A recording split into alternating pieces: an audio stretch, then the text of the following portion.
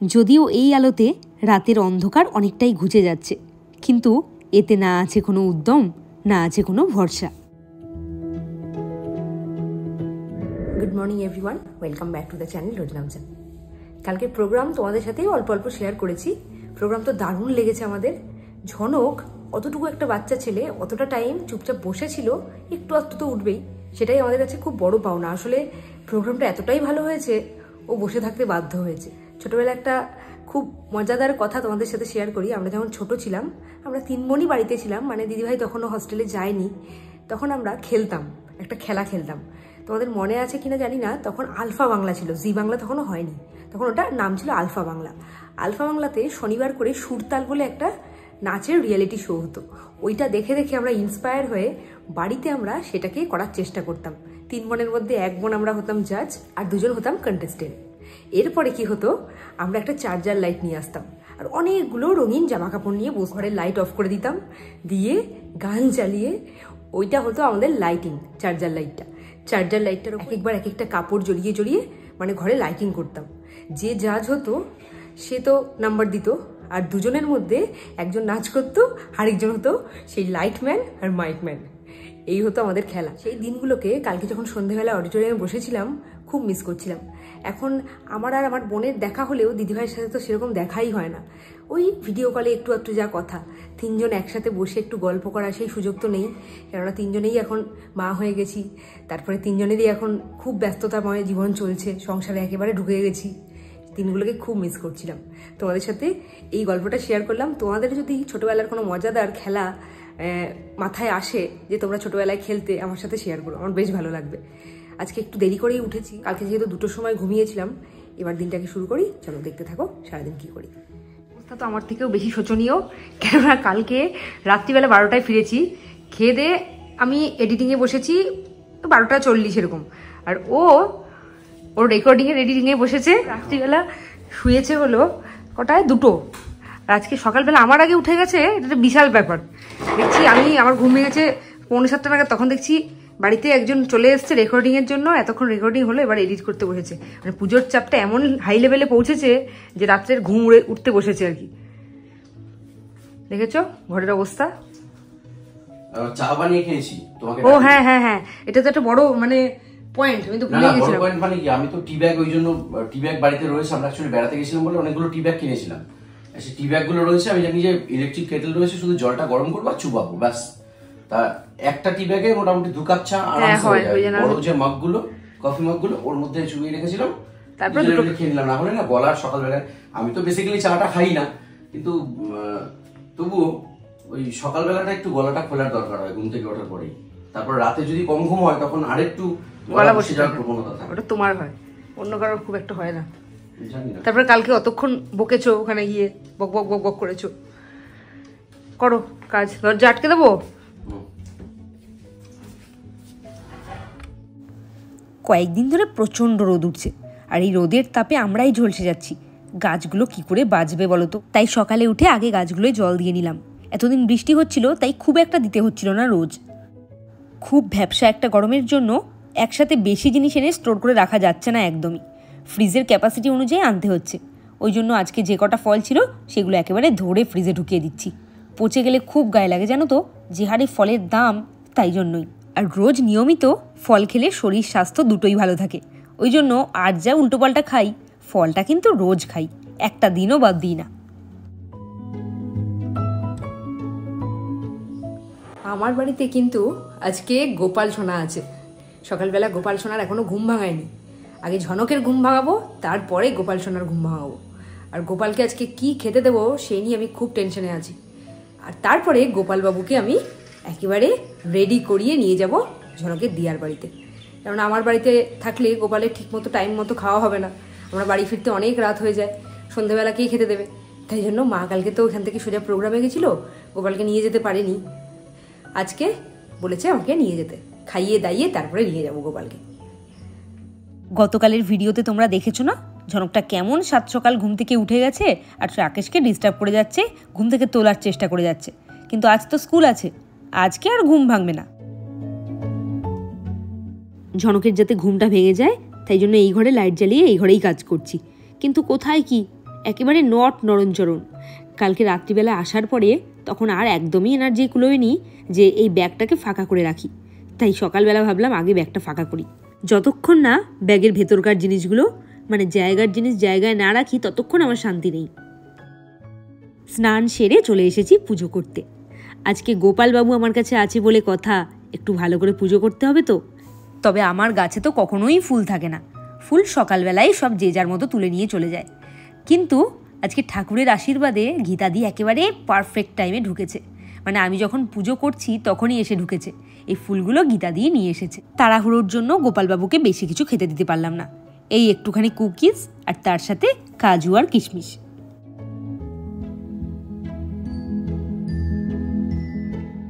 আর তোমাদের তো আগেই বলেছি সোমবার করে ঠাকুরের কাছে মানে শিব ঠাকুরের কাছে আমি একটা করে মোমবাতি জ্বালাই ঝনকের নামে। এটা হলো সেই মোমবাতি। এখন সিচুয়েশনটা এমন হয়েছে না, আমি কখন কোন কাজটা করব ঠিক বুঝেই উঠতে পারছি না, এত চাপে পড়ে গেছি। এখন 9টা 10 বাজে, ঝনককে খাইয়ে দিয়েছি, এবার আমি খেতে বসবো মানে ওই একদিকে খাবো একদিকে রেডি হবো। খেতে বসার টাইম আমার খুব একটা হয় না আসলে, পরপর অনেকগুলো প্রোগ্রাম পড়ে গেছে, ওই প্রোগ্রামের প্রিপারেশনের জন্য আবার চাপটা পড়ে গেছে। সামনে মহালয়া আসছে, তারপরে আবার আমাদের সামনে ঘুরতে যাওয়া আছে, তার প্রিপারেশন আছে, সেই সব তো কিচ্ছু শুরু করিনি, কবে করব ভগবান জানে। তারপরে আবার স্কুল খুললেই, ছুটিটা খুললেই আবার স্কুলে অ্যানুয়াল প্রোগ্রাম, মানে প্রত্যেকটা ব্যাপার নিয়ে এতটা মানে হেজে আছি আমি এখন বুঝতে পারছি না। শিডিউল তৈরি করতে হবে একটা, যে কখন আমি কোন কাজটা করলে আমি টাইম মতো কাজগুলো করতে পারবো। তারপরে ঝনকের আবার স্কুলের প্রোগ্রাম আছে, ঝনকের স্কুলের অ্যানুয়াল প্রোগ্রামটা, এর মধ্যে একটু প্রিপেয়ার করতে হবে। ওর ড্রেস কিনতে গিয়ে সেদিনকে হন্যে হয়ে খুঁজেছি, পাইনি, সেটাও অর্ডার করতে হবে। আর অর্ডার করলে ঠিকঠাক আসবে কিনা মানে পাগল লাগছে একেবারে মাঝে মাঝে। তাও সময় যেমন কাটতে থাকে তেমন কাজগুলো হয়েও যায়, বসে তো থাকে না, সব কিছু হয়েই যায়, কিন্তু মাথার মধ্যে একটা চাপ সৃষ্টি হয়। সেই চাপ নিয়েই চলতে হবে, কিছু করার নেই। এবার তাড়াতাড়ি করে রেডি হই, আর 9:30টার মধ্যে বেরোতে হবে, আর 20 মিনিট হাতে আছে। ওর বাড়ি থেকে চলে গেলাম কেন? এখানে যে সোমবার থেকে তোমাকে রান্না করে দিতে হবে স্কুল, তাই জন্য এসব। তখনও পুরোটা ওঠেনি, আর এর মধ্যেই দিয়ার কাছে কৈফিয়ত চেয়ে বসেছে যে কি হলো ব্যাপারটা, তুমি কালকে কেন চলে এলে। আসলে গতকাল ফেরার সময় ঝনক খেয়ে দিয়ে গাড়ির মধ্যে ঘুমিয়ে পড়েছিল, আর মাকে তো আমরা বাড়িতে ড্রপ করে দিয়ে এসেছিলাম। ঝনক তখন ঘুমোচ্ছিল, কিছুই জানে না। সকালবেলা ঘুম থেকে উঠের থেকেই জিজ্ঞেস করে যাচ্ছে দিয়া কেন চলে গেল।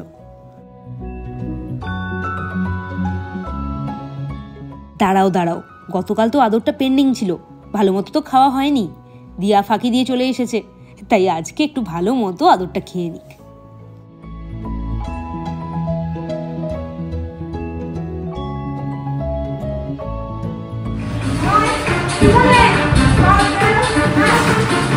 ওই যে তোমাদেরকে বললাম কিছুদিনের মধ্যেই আমাদের স্কুলের অ্যানুয়াল প্রোগ্রাম, তারই রিহার্সাল শুরু হয়ে গেছে। ঝনকবাবু স্কুল থেকে ফিরে গেছেন, বললাম তাড়াতাড়ি করে শুয়ে পড়, আর শোবে কি বাদরামিটাই না করছে দেখো। আমি বারবার বলছি ওইদিকে বোন ঘুমোচ্ছে, উঠে যেতে পারে, কে শোনে কার কথা, দেখো না কি শুরু করেছে। তারপরে ধরে নিয়ে শুয়ে দিয়েছি। এবারে ভাই আর বোনে ঘুমোক, আমরা এবার খাওয়া দাওয়া সেরে ফেলি।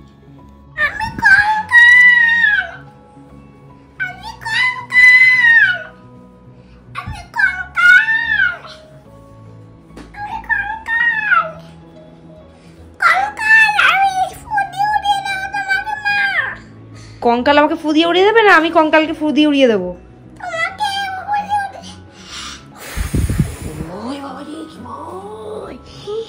কঙ্কাল এসছে আমাদের বাড়িতে, পালা।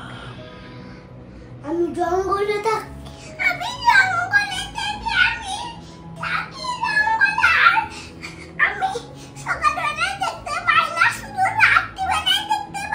তাহলে আমি সকালবেলাই করে দিই। সকালবেলা হয়ে গেছে, কঙ্কালটা আর দেখতে পাচ্ছে না। সন্ধেবেলা ঘুম ভাঙার পর ঝনকের সাথে এরকম কঙ্কাল খেলছিলাম, তখন রেডি হয়ে গেছি, এক্ষুনি রাকেশ এলো বলে। ঝনক যে আস্তে আস্তে বড় হচ্ছে সেইটা আমার মাঝে মাঝে মাথাতেই থাকে না। আমার কাছে ও এখনো সেই ছোট্ট একদম ঝনক, কোনো কাজই পারে না। ও যখন আমাকে কাজে হেল্প করে দেয় আমি সত্যিই প্রথমটাই অবাক হয়ে যাই। এই যে আজকে চাবি আনতে ভুলে গেছিলাম, তারপর ওকে পাঠিয়েছিলাম চাবিটা নিয়ে আয়, ও ঠিক এনে দিয়েছে। আমার শ্বশুরমশাই পাঞ্জাবি পরতে খুব ভালোবাসেন, আর যেহেতু পুজো করেন তাই জন্য পাঞ্জাবিটা লাগেও খুব বেশি। এই পাঞ্জাবির দোকানটা যাতায়াতের পথে বেশ কয়েকদিন দেখছিলাম, আর চলেই গেলাম। পালপাড়া সান্নাল মোড়ের কাছে একটা খুব ভালো একটা পাঞ্জাবির শোরুম হয়েছে, সেন টেক্সটাইল, সেখানে আমরা এসেছি আজকে সন্ধ্যাবেলায়। দোকানটাতে পাঞ্জাবির স্টক প্রচুর আর দাম একেবারে পাইকারি রেট, তাই জন্যই তো এসেছিলাম। আমরা সবসময় কম দামে ভালো জিনিস খুঁজি। সত্যিই কিন্তু চাকদার যে কোনো পাঞ্জাবির দোকানের থেকে এই দোকানটাতে পাঞ্জাবির দাম অনেকটাই কম লাগলো। এসেছিলাম শুধু শ্বশুরমশাইয়ের পাঞ্জাবি কিনতে, কিন্তু রাকেশের একটা পাঞ্জাবি পছন্দ হয়ে গেল। ওর পছন্দ হয়েছে বললে হবে না, আমিই পছন্দ করে দিলাম। আসলে প্রোগ্রাম করে তো, ওখানে পাঞ্জাবি টুকটাক লাগতেই থাকে। আর সবসময় এক পাঞ্জাবি পরে প্রোগ্রাম করতে কেমন লাগে না, ছবি ওঠে তো, ওই জন্যই। ওই যে আমাদের সবসময় এইরকমই হয়, একটা নিতে এসেছিলাম আর নিয়ে গেলাম 5টা।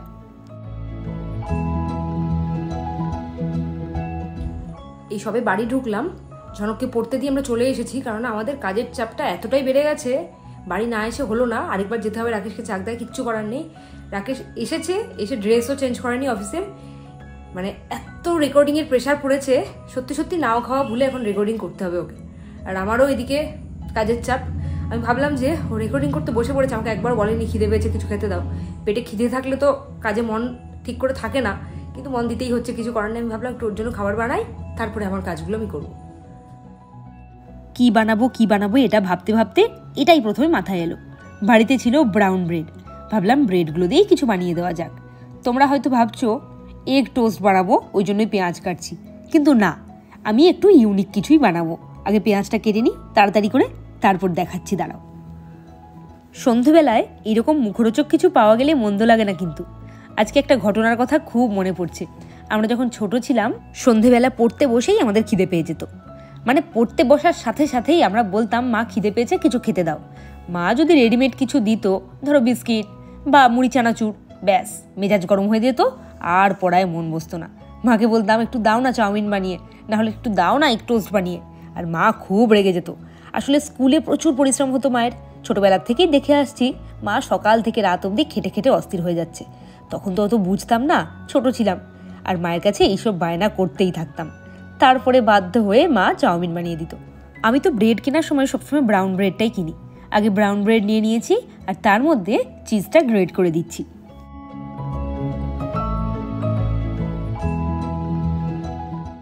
এরপরে এর ওপরে দিয়ে দেবো কেটে রাখা পেঁয়াজগুলো।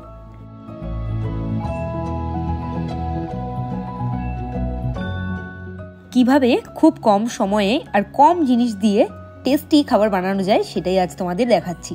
কড়াই বসালাম, আর কড়াইয়ে দিয়ে দিলাম বাটার। বাটারটা একটু মেল্ট হয়ে যাওয়ার পরেই খুব সাবধানে ওটাকে বসিয়ে দিলাম, যেটা এতক্ষণ ধরে রেডি করলাম।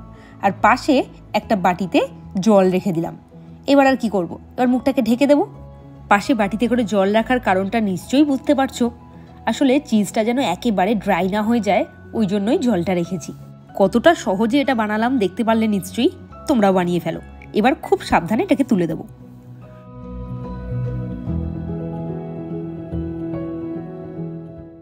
এবার একটু সস দিয়ে এটাকে পরিবেশন করো। গরম গরম পরিবেশন করতে হবে, না হলে কিন্তু টেস্ট লাগবে না অতটা।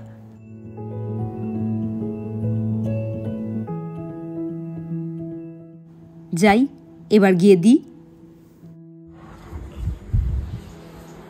ধরো ধরো। কিভাবে আর শুনবে, কানের মধ্যে তো গুজে বসে আছে।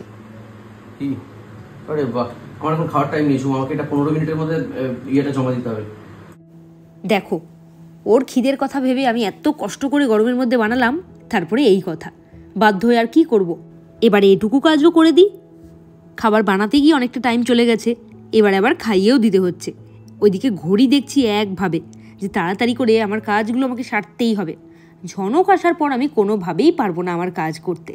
কি আর করব, এটা করে দিয়েই যাই।